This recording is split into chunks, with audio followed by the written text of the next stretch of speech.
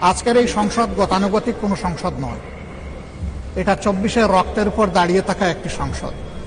আমি গভীর শ্রদ্ধার সাথে স্মরণ করছি 47, 52, 71, 90 শাপলা চত্বরে সম্মানিত শহীদবৃন্দকে এবং ফ্যাসিস্ট আমলে 15.5 বৎসর যারা নির্যাতিত হয়ে দুনিয়া থেকে বিদায় নিয়েছেন, লড়াই করেছেন, আহত হয়েছেন, পঙ্গু হয়েছেন, আয়নাগরের বন্দী হয়েছেন, বিভিন্নভাবে যারা নিগৃহীত হয়েছেন।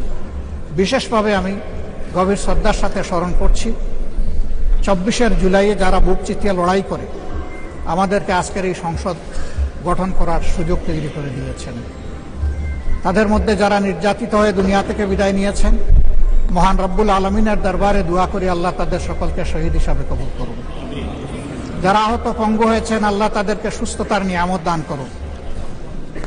আমরা সকলের প্রতি গভীর শ্রদ্ধাশীল, কৃতজ্ঞ, ঋণী।